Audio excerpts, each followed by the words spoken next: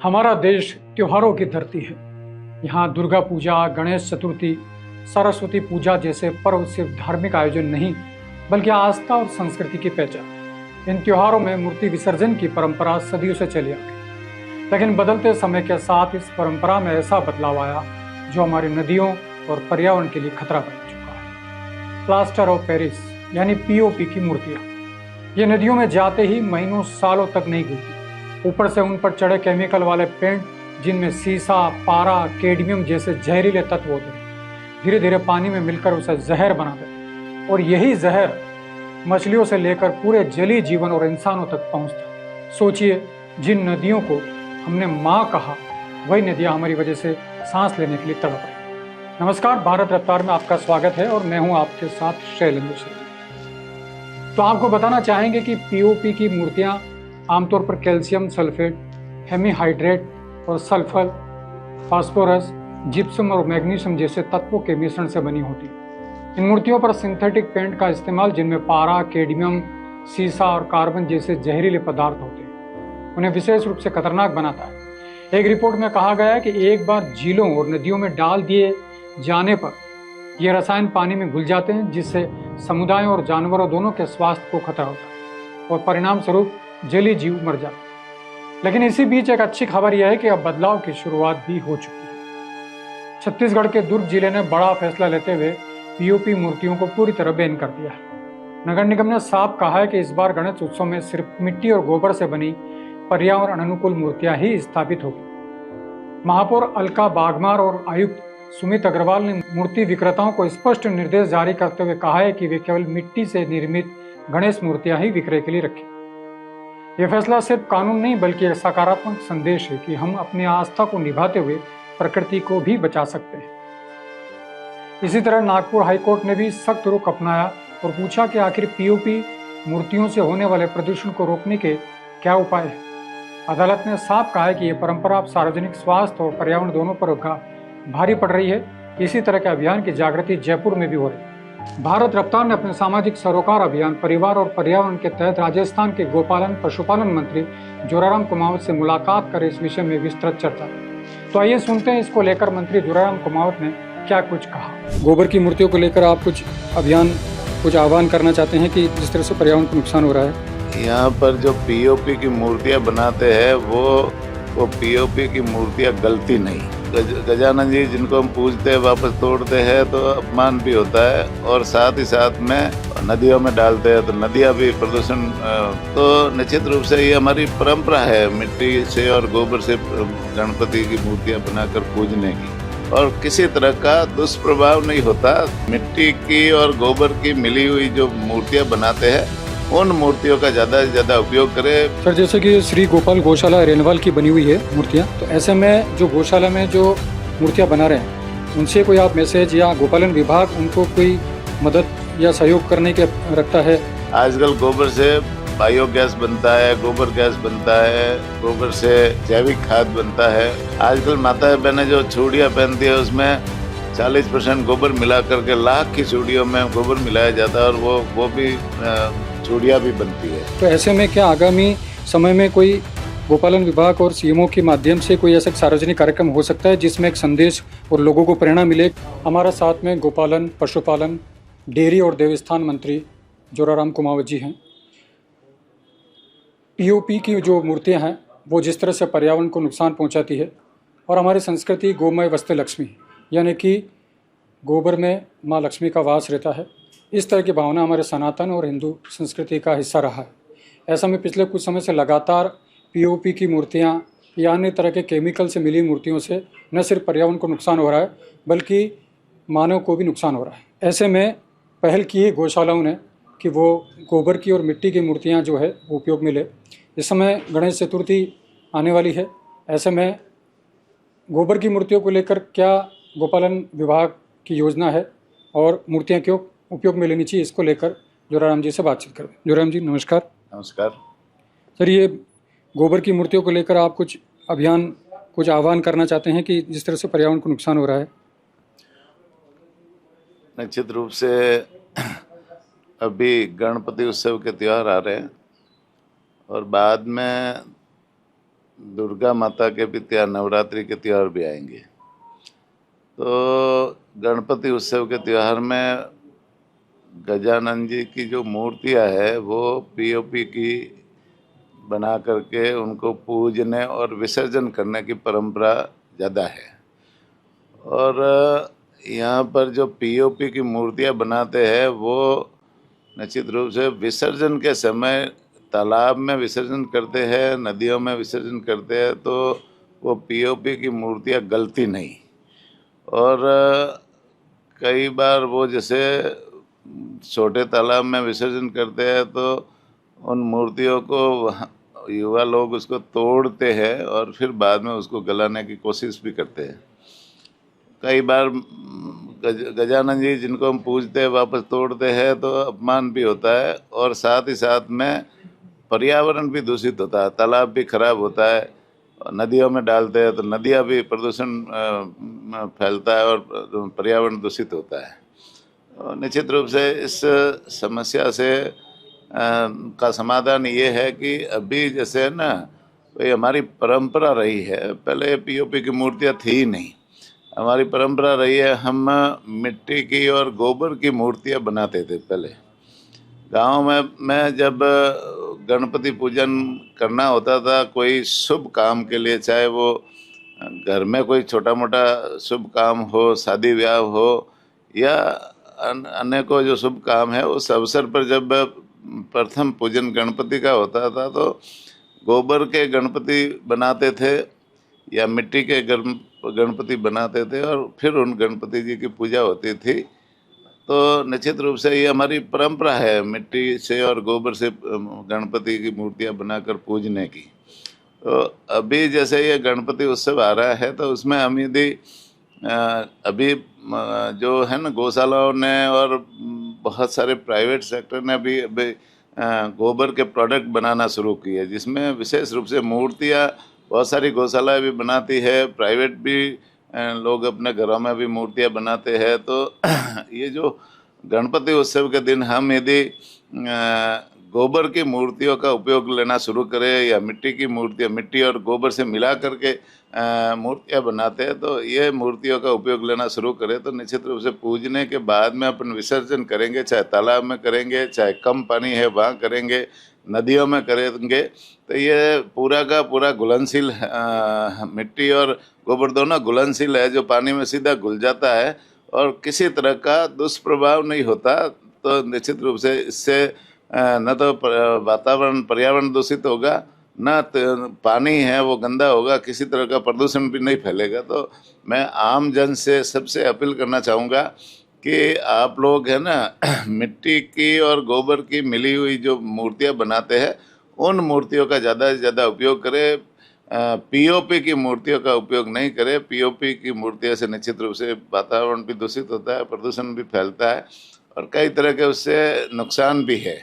साथ ही साथ में अभी जैसे हमारे स्तर पर गोपालन विभाग के स्तर पर भी इसमें किस तरह से हम इसको आगे आने वाले समय में प्लानिंग करें, तो इस बारे में भी विचार करके करेंगे। लेकिन मैं आमजन से तो अपील करना चाहूँगा कि जहाँ भी उपलब्ध हो, जो गोबर और मिट्टी की मूर्तियाँ उपलब्ध हो, उनको प्राथमिकता से खरीदें और प्राथमिकता से खरीद करके उनका जैसे अपन उपयोग करें तो निश्चित रूप से ये हमारे लिए सबके लिए हितकारी होगा। सर, जैसे कि श्री गोपाल गौशाला रेनवाल की बनी हुई है मूर्तियाँ, तो इसी तरह से निश्चित रूप से पूरे राजस्थान के अंदर जितनी भी गौशालाएं वो बना रही होगी, तो ऐसे में जो गौशाला में जो मूर्तियाँ बना रहे हैं उनसे कोई आप मैसेज या गोपालन विभाग उनको कोई मदद या सहयोग करने के रखता है? राजस्थान में 4000 के आसपास गौशाला है और उन गौशालाओं में कई गौशाला ऐसी है जो सक्षम है, आत्मनिर्भर है और वहाँ पर गोबर से अनेक प्रोडक्ट भी वो गौशालाएं बनाती है। आजकल गोबर से बायोगैस बनता है, गोबर गैस बनता है, गोबर से जैविक खाद बनता है और गोबर से आजकल कलर पेंट बनता है, गोबर से कागज़ बनता है, गत्ता बनता है। और ये जो मूर्तियाँ हैं, चाहे दुर्गा की मूर्तियाँ, गजानन जी की मूर्तियाँ, अन्य देवी देवताओं की मूर्तियाँ भी गोबर से बनाते हैं। आजकल माता बहनें जो चूड़ियाँ पहनती है उसमें 40% गोबर मिला करके लाख की चूड़ियों में गोबर मिलाया जाता है और वो भी चूड़ियाँ भी बनती है। और भी बहुत सारी चीज़ें हैं। दीपक है, दीपावली आएगी तो दीपावली के समय में लाखों दीपक मिट्टी और गोबर से मिलाकर बनाए जाते हैं, जो एकदम पूजनीय और शुद्ध उसको माना जाता है। तो ये बहुत सारे जो प्रोडक्ट बनते हैं, तो गौशाला में भी बहुत सारी अभी जैसे मूर्तियाँ जगह जगह, आप रैनवाल की गौशाला का कह रहे हो, इसी तरह से बाकी जगह भी जो है ना गौशाला मूर्तियाँ भी बनाती है। तो निश्चित रूप से जहाँ जहाँ मेरा तो ये आग्रह है कि भाई जहाँ मूर्तियाँ मिले उनको हमको प्राथमिकता से गोबर की मूर्तियाँ खरीद करके उनको पूजन करना चाहिए।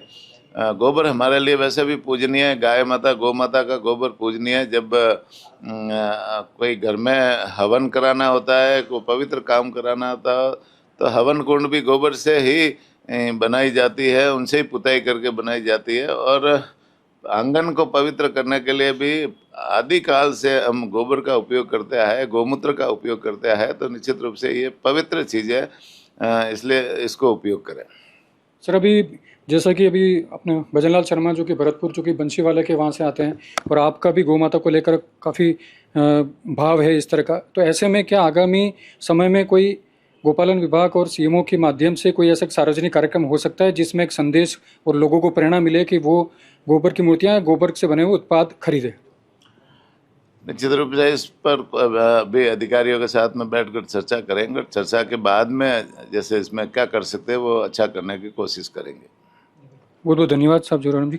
तो ये थे हमारे साथ में जोराराम जी, गोपालन, देवस्थान और डेयरी विभाग मंत्री, जो बता रहे थे कि किस तरह से गोबर की मूर्तियों का उपयोग करना चाहिए, जिससे न सिर्फ पर्यावरण का संरक्षण होता है, जबकि हम अपनी संस्कृति को भी साथ में लेकर चलते हैं। तो आपने सुना मंत्री कुमावत ने क्या कहा, यानी कि अब गोपालन विभाग और भजनलाल सरकार भी इस अभियान में साथ जुड़ने वाली।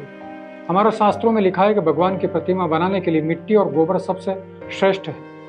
मिट्टी से बनी प्रतिमाएं विसर्जन के बाद नदी में घुलकर फिर से प्रकृति का हिस्सा बन जाती है। वहीं पीओपी की मूर्तियां सालों तक पानी में जहर घोलती हैं। बेहतर यही कि हम मिट्टी, गोबर और प्राकृतिक चीज़ों से मूर्तियां बनाएं, जिससे पूजा का फल भी मिलेगा और प्रकृति की सुरक्षित भी रहेगी। इसी तरह का क्रांतिकारी प्रयोग जयपुर के करीब 50 किलोमीटर दूर किशनगढ़ रैनवाल की श्री गोपाल गौशाला में शुरू हो चुका है, जहां गोबर और मिट्टी से बनी मूर्तियां बन रही है। यहाँ की बनी मूर्तियां ही मंत्री जोराराम कुमावत को भेंट की गई थी। तो आइए चलते हैं रैनवाल की श्री गोपाल गौशाला, जहाँ के मुखिया कैलाश शर्मा अपनी टीम के साथ मूर्तियां बनाने में जुटे हैं। जय गोवंदन, जय गौ माता। हम जिस स्थान पर खड़े हैं ये पंचायत समिति स्तरीय नंदीशाला का स्थान है और सामने गौ माता का स्थान है। उपरोक्त गौशाला 113 सालों से निरंतर गौ माता की सेवा करती आ रही है। पिछले 5 सालों से हमने एक संकल्प के रूप में लिया था कि गौ माता के गोबर के उत्पादों से हम गौशाला में गौ माता की सेवा कर सकें, और उसी के तहत लगातार हम 5 सालों से प्रयास करते हैं कि गौ माता के उत्पाद बनाए जाए। और स्वदेशी जो हमारे प्रधानमंत्री मोदी जी व हमारे मुख्यमंत्री जी भजनलाल जी शर्मा व गोपालन मंत्री जोराराम जी कुमावत बार बार इनके भाषण सुनकर हम इनसे बहुत प्रभावित हुए और हमने श्री गोपाल गौशाला में ऐसी सुंदर सुंदर मूर्तियाँ, गणेश जी की मूर्तियाँ, लक्ष्मी जी की मूर्तियाँ, खाटू श्याम जी की मूर्तियाँ, ये देखो यहाँ हम ये मूर्तियों का निर्माण करते हैं। ये पूरी मूर्तियाँ का जो निर्माण है गौ माता का गोबर व काली मिट्टी व पंचगव्य मिश्रण से तैयार मूर्तियां हैं। और इनके ये जो पेंट है वो भी यही हमने देसी पद्धति से जहर रहित कलर तैयार किया है।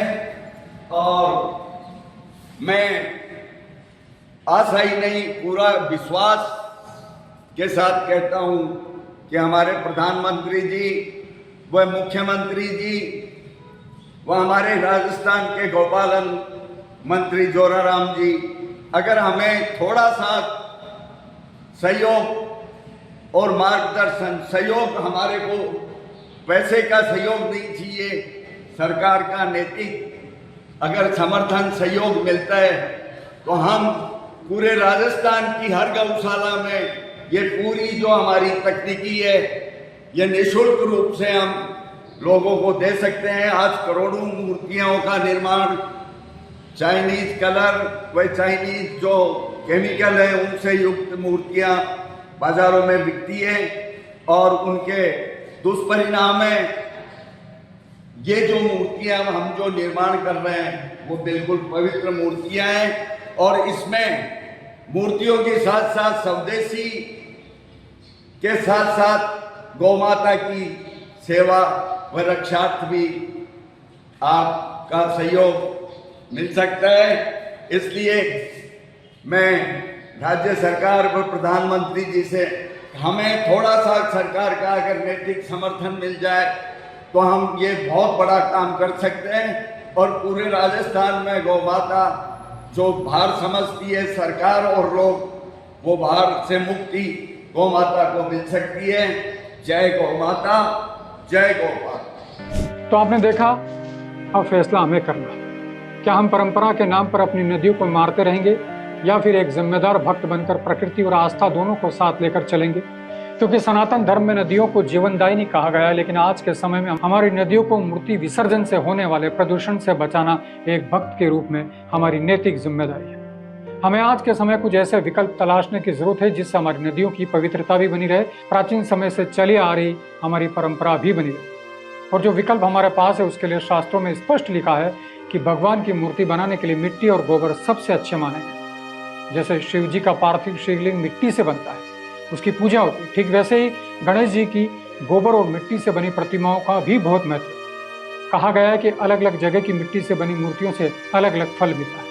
उसी तरह मिट्टी में गोबर मिलाकर मूर्ति बने जाए तो गोधन का लाभ मिलता है। तो आइए इस गणेश उत्सव पर हम सब संकल्प लें कि मिट्टी और गोबर से बनी प्रतिमाएं खरीदेंगे, नदियों को बचाएंगे और आने वाली पीढ़ियों को स्वच्छ जल का वरदान दें। तो याद रखिए, भगवान खुश होंगे तभी जब उनकी पूजा उनकी बनाई प्रकृति को नुकसान न पहुंचे। इस बार गणपति बप्पा को घर लाइए, लेकिन गोबर गणेश जी को घर में विराजे, पर्यावरण बचाने में, प्रकृति की रक्षा करना। जय गणेश, जय प्रकृति। इस तरह के सामाजिक सरोकार से जुड़े अभियानों के लिए आप जुड़े रहिए भारत अवतार के साथ। जय हिंद, जय भारत।